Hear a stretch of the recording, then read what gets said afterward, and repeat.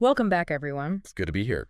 So you've given us some really cool sources on typography, Yeah, yeah. and it seems like you really want to dig into how we interact with text, but maybe like Uh-huh. not on like the surface level, but more like Yeah. what's really going on beneath. Yeah, more than just like picking out a nice font, right? Exactly, like the invisible stuff that makes it all work so smoothly. Yeah. I think that's the real meat of it right there, the detail. Okay, so let's call this deep dive, the detail in typography.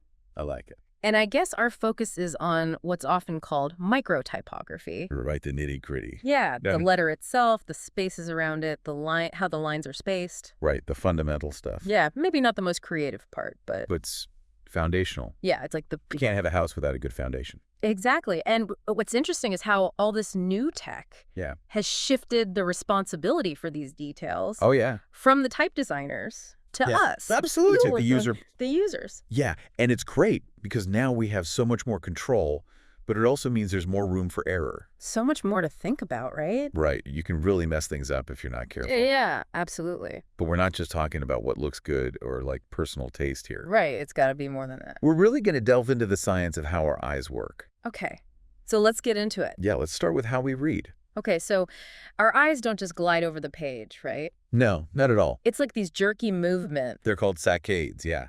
saccades, punctuated by these quick stops. Fixations, yeah. Fixations. So experienced readers, their eyes move in these super fast jumps, those saccades, and they only last for fractions of a second. Wow, so fast we don't even realize it. Right, and the crazy thing is that we only actually see and process the information during those little fixations, Ah, which are like 0.2 to 0.4 seconds long. that's so short. Yeah, and get this, during a normal fixation, when you're reading, you only take in around 5 to 10 letters, like 1 to 3 words. Wow, I would have thought it was more. And even then, it's only about 3 or 4 letters right at your sharpest focus that are really clear. So the rest is just kind of Kind of blurry, but your brain fills in the blanks. based on what you've already seen. Right, context is Oh, everything. so that's why word spacing is so important. Huge, yeah. That's you give your brain enough space to process. Right, got to make those fixations count. Okay, that makes sense. And, experienced readers, people who read really smoothly, Yeah. they tend to have shorter fixations Oh, really? and longer saccades. Taking in more each time. Exactly, they're like pros. But the source also mentions that if you try to read too fast, Yeah, you can't just speed read everything. you end up just guessing. Yeah, you miss stuff. Right, your brain can only fill in so many gaps. Exactly, and there's some redundancy in language Sure. that can help with like simple stuff. Yeah. But if it's complex, Yeah, you're going to miss the nuances. and our memory plays a part too, right? Visual memory, yeah. We recognize words we've seen before Uh-huh. and their shapes. Absolutely. So we read them faster. It's like visual shortcuts for your brain. I like that. It's pretty amazing how efficient our brains are at processing information. Yeah, they're like little computers. So what about the stuff that guides our eyes across the page? Like the start and end of lines paragraphs. Yeah, those are like the big road signs, right? Yeah, they tell you where to go. But within a line, it's more subtle. Okay. The sequence of letters and words influences where your eye lands next. Interesting. And words that start with a capital letter, Yeah. they're more likely to be fixation points. Them ones that are all lowercase. Right, our eyes are drawn to those capitals. So it's not just the visual layout, No, but the language itself. it's all connected. Wow. And the source even says there's a link between our visual processing and the language centers in our brain. Yeah, that makes sense, right? Yeah.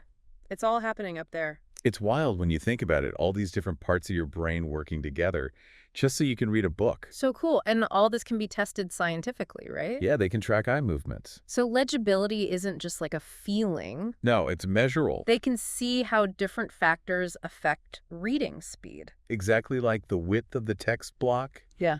the font size, the typeface, even the contrast between the letters in the background, Okay, so we've got this foundation of how we read. like the mechanics of it. Now let's talk about the letters themselves. The building blocks. It's crazy how much they've changed over time. Yeah, it's been a slow evolution, but it's definitely there.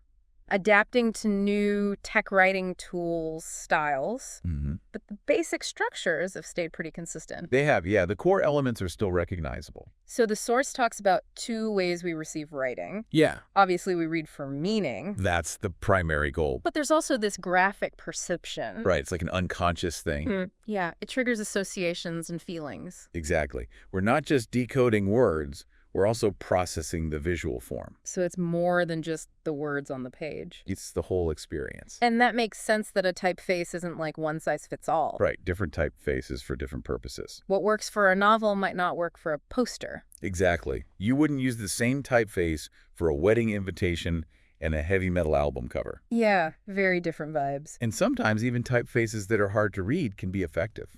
Really? Yeah, if they're used sparingly and with intention. How so? They can grab your attention, make you look closer, create a sense of mystery. Okay, so it's about using them strategically. Right. Playing with expectations, But for long stretches of reading, like in a book. the source says readers prefer familiar typefaces. Yeah, they want something comfortable, something they can just disappear into. Oh, right, like you don't want to be thinking about the typeface. No, you want to be immersed in the story. And there's that quote from Stanley Morrison. Yeah, typefaces shouldn't be too different or too phenomenal. I like that, it's so true. It's all about finding that balance between originality and readability. Okay, so let's talk about some specific examples. Sure. Like Futura. Ah, classic. It stood the test of time. It's a great example of a typeface that was both modern and familiar. So what made it work? Well, it captured that spirit of clarity and simplicity, but it didn't stray too far from the traditional letter forms. It was new, but not too jarring. Exactly. It struck that perfect balance. So what are the hallmarks of a good timeless typeface? Well, familiarity is key, as we've said. The reader's eye shouldn't be tripping over weird shapes. Right, I gotta keep it smooth. And all the letters need to follow the same basic principles. Like visual consistency. Exactly like a cohesive visual language. Okay. But each letter also has to be clearly different from all the others. So you don't confuse them. Right? Distinctiveness is crucial for legibility. So let's talk about uppercase and lowercase. Ah, yeah. Two different worlds. They come from such different origins. They do uppercase letters. Those capitals, they've mostly kept that static, monumental feel of inscription. Like Roman monumental capitals. Exactly. Those were all uppercase and lowercase. Well, that evolved from uppercase over a long time. Uh-huh. It gradually took on that more dynamic, flowing quality of cursive script. So uppercase is static and lowercase is fluid. Yeah, a good analogy. And the proportions between them are important. Absolutely. They have to work together harmoniously. So what are the ideal proportions? Well, ideally, the uppercase letters should be a bit shorter than the ascenders of the lowercase. Okay, so the lowercase ascenders are the tallest. Right. That way the capitals don't overpower the word image. Now, there's some research about which parts of lowercase letters are most important for recognition. Yeah, this is interesting stuff. Emile Javal's research suggested that it's the upper half. Yeah, like the tops of the letters are what we really need to see to identify them. So the bottoms are less important. Well, that's what Javal thought, but it's more nuanced than that. Well, letters like a GPQU, Yeah. they're actually more distinctive in their lower halves. Oh, really? So it's not just about the tops. And then you have letters like OSVWYZ. Okay. They're pretty much equally clear in both halves. So it varies from letter to letter. It does, and it also depends on the typeface. So the distinctiveness of the features is what matters. Yeah, ultimately it's about those key features that make each letter unique. Okay, what about italics? Ah, italics. They have an interesting history. They started out pretty different, right? Yeah, they originated in 15th century Florence as this kind of rapid handwriting style called chancery cursive. So it was all about speed. Yeah, it was quicker to write because it involved fewer pen lifts and the letters tended to connect. And it was first used in print by Aldo Manuzio. In 1501. Yeah. For his pocket-sized editions of the classics. So it was a separate text style back then. It was, but later it became more of a way to differentiate within a block of text. Like for emphasis. Exactly, and that's how we mainly use it today. And there are true italics and false italics. Right. False italics are basically just slanted versions of the regular letters. So they don't have the same structure? No, they're just a shortcut. Okay, so true italics have their own unique forms. They do. They've been designed specifically to be italic. And that's why they look better. Yeah, they're more optically balanced. Okay, so now we're getting into this idea of optical realities in letter form design. Yeah. This is where things get really interesting. So it's not just about making letters look pretty. No, it's about how our eyes actually perceive them. So what are some of these optical realities? Well, for example, a circle and a triangle need to extend a little beyond the top and bottom of a square to look the same height. Okay, so it's like they need to be a bit bigger. And a horizontal line that divides a shape in half, Yeah. it needs to be slightly above the geometric center to look like it's truly in the middle. So it's all about visual balance. Exactly. Our eyes are playing tricks on us. And horizontal lines, Yeah. they tend to look thicker than vertical lines. So they need to be thinner to appear the same weight.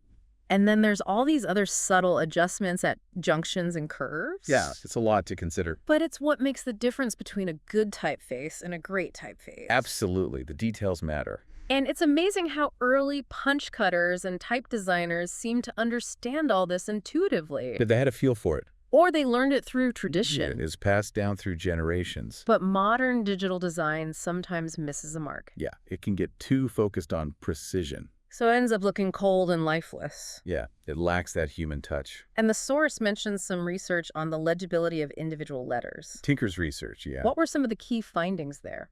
Well, uppercase A and L are super easy to read, This makes sense. but B and Q are tricky. And people often confuse B with R. Yeah, and G with C and O, and Q with O and M with W. Okay, lowercase.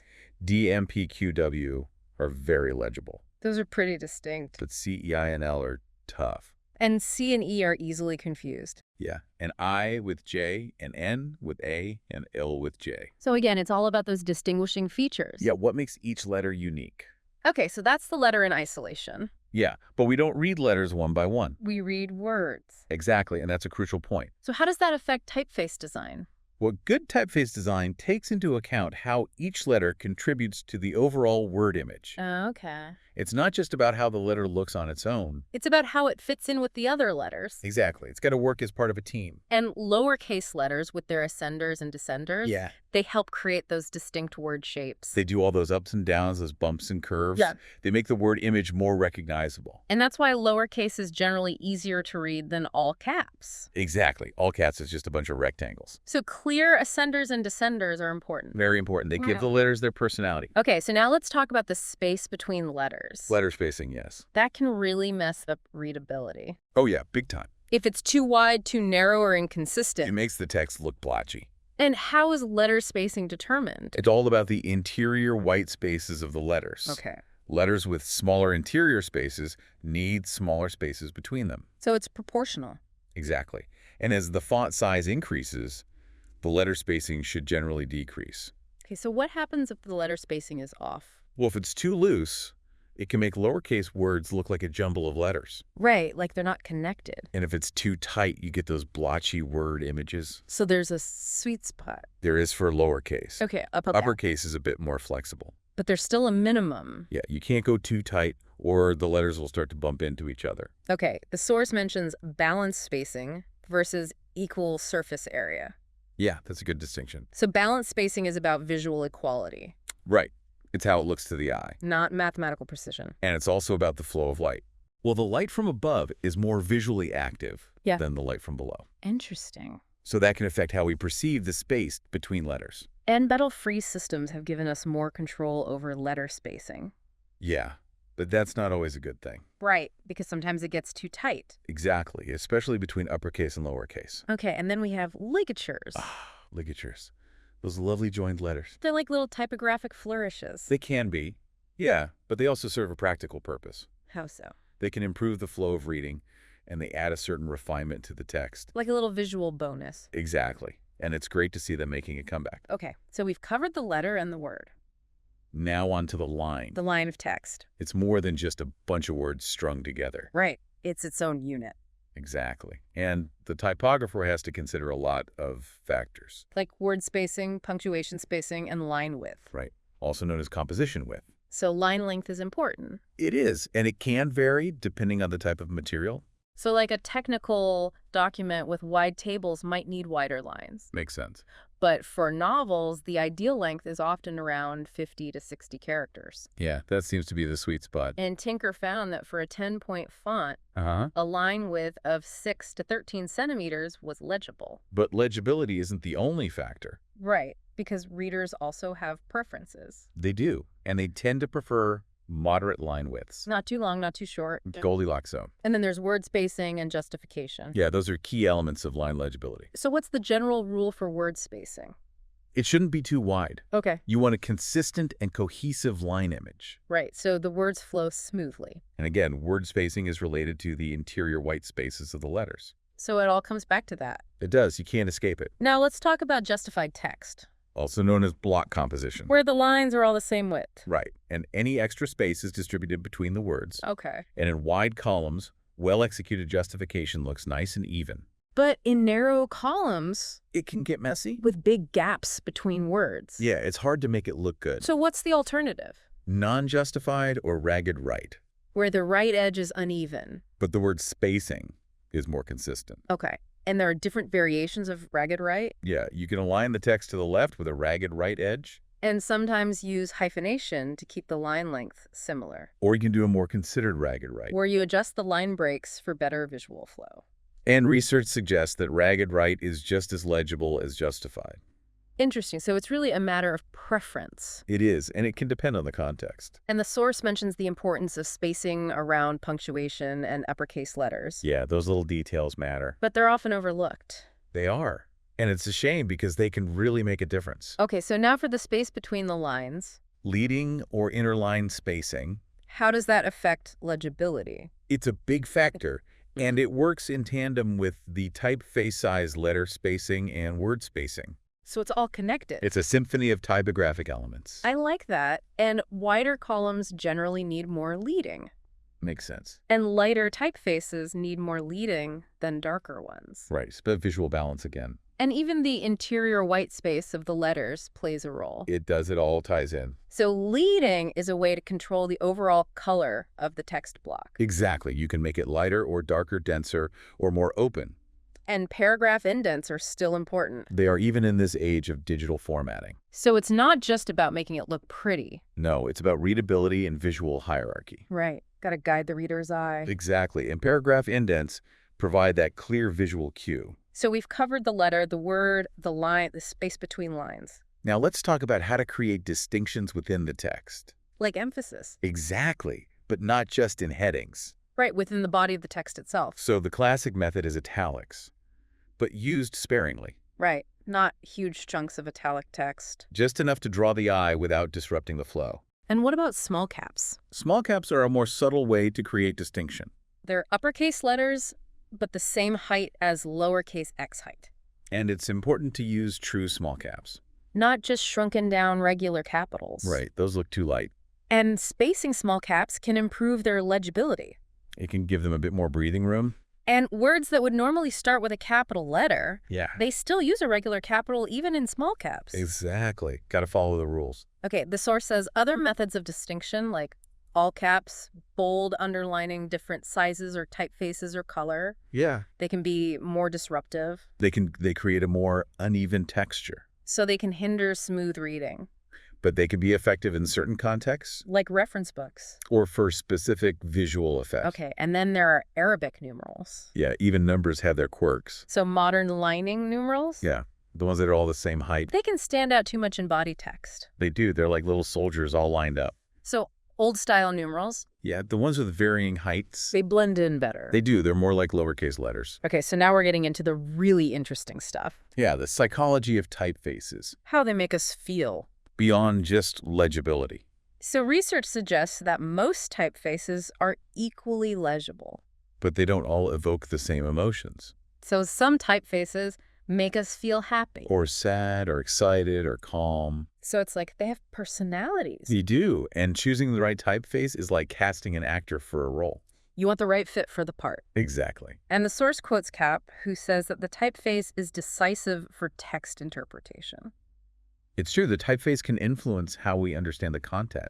So it's not just about conveying information. No, it's about shaping the reader's experience. And it's not just the letter itself. It's the whole typographic design. The size, the layout, the spacing, the distinctions. Everything contributes to the overall atmosphere. So to truly compare the effect of a typeface? You have to keep all the other elements constant. Right, otherwise it's not a fair comparison. And we also have to consider the physical attributes of the book or document. Like the binding, the paper, the feel of the pages? Yeah, it's all part of the sensory experience. So a typeface that might not look great in isolation Yeah, could be perfect in the right context. absolutely. It's all about the big picture. Well, this has been a fascinating deep dive into the world of microtypography. I'm glad you enjoyed it. It's amazing how much detail goes into something we often take for granted. It's true, we don't usually think about the mechanics of reading.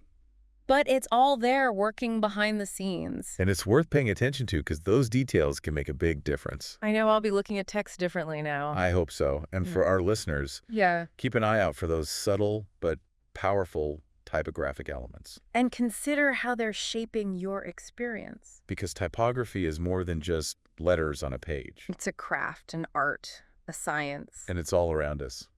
Thanks for joining us for this deep dive. It's been a pleasure. See you next time. Take care. Bye. Bye.